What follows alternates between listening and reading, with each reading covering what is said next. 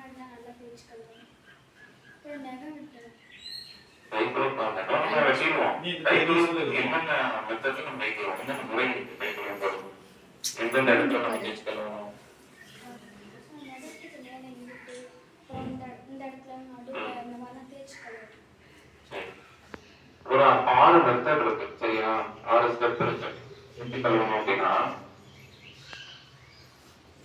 முதல்ல கையில நல்லா சோப் போட்டுக்கணும் சரியா. கையில சோப் போட்டுட்டு முதல்ல 2 உள்ளங்கையும் படுற மாதிரி இப்படி கழுவணும். என்ன பண்ணணும், இந்த மாதிரி பண்ணணும். இந்த மாதிரி பண்ணும்போது எவ்வளவு நேரம் சார் பண்ணணும், இப்படியே எவ்வளவு நேரம் பண்ணணும் அப்படின்னா, நீங்க வந்து ஒரு 10 கவுண்ட் எண்ணிக்கங்க மனசுக்குள்ள. 1 2 3 4 5 6 7 8 9 10. 10 அதிகமா இருந்துச்சுன்னா ஒரு 6 7 வரைக்கும் எண்ணிக்கலாம். இந்த மாதிரி தேய்ச்சி முடிக்கிறீங்க. தேய்ச்சி முடிச்சதுக்கு அப்புறம் ஒரு கை மேல ஒரு கை வச்சு தேய்க்கணும். என்ன பண்ணணும், ஒரு கை மேல ஒரு கை வச்சு தேய்க்கணும் இந்த மாதிரி நல்லா சரியா. அதுவும் 1 2 இந்த மாதிரி ஒரு 7 கவுண்ட் மனசுக்குள்ள தேய்க்கணும். 2 பக்கமும் மாற்றி மாற்றி ஒரு கை மேல ஒரு கை தேய்ச்சிட்டீங்களா. அடுத்து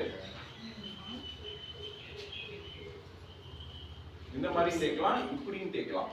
இது வந்து என்ன பண்ணுதுன்னா, இந்த நகம் இருக்குல்ல, இந்த நெயின் ஏரியா, இந்த நகம் இருக்கிற இடத்த வந்து சுத்தம் பண்றது இப்படி சரியா. இப்போ உள்ளங்கை சுத்தம் பண்ணியாச்சு, வெளியே சுத்தம் பண்ணியாச்சு, இப்போ நகம் சுத்தம் பண்ணியாச்சு. அடுத்து இப்படி இது 2 விரலுக்கு இருக்கக்கூடிய இடைவெளியில் இருக்கக்கூடிய கிருமியை வந்து சுத்தம் பண்றது சரியா. இது பண்ணிக்கலாம். அதுக்கு அடுத்து இந்த கட்டை விரல், நம்ம இது பண்ணும்போது கட்டை விரல் நம்ம வந்து ஒன்றும் சுத்தம் பண்ணியிருக்க மாட்டோம். அப்ப கட்டை விரல் சுத்தம் பண்ணணும்.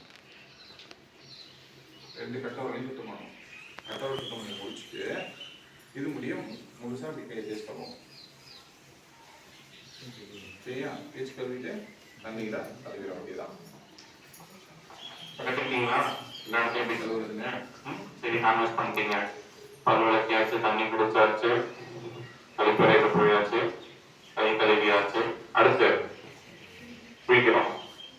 எல்லாரும் குளிக்கிறீங்களா டெய்லியும்? காலையில குளிச்சாதான் அந்த டேவே நம்மளுக்கு ஃப்ரெஷ்ஷா இருக்கும் சரியா.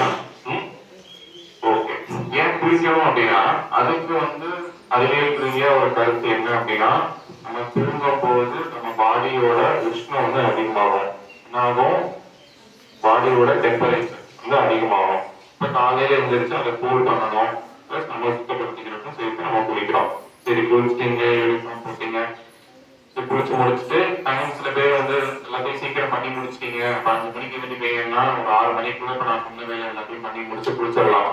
அப்ப 6 மணில இருந்து 7 மணி வரைக்கும் என்ன பண்ணலாம், காலையில ஸ்கூலுக்கு வர மணி என்ன பண்ணலாம், படிக்கலாம். டைம் இருக்குல்ல, காலையில எழுந்திரிச்சு இந்த வேலையெல்லாம் சீக்கிரம் பண்ணி முடிச்சிட்டீங்கன்னா என்ன பண்ணலாம், வச்சிருக்க டைம்ல படிக்கலாம்.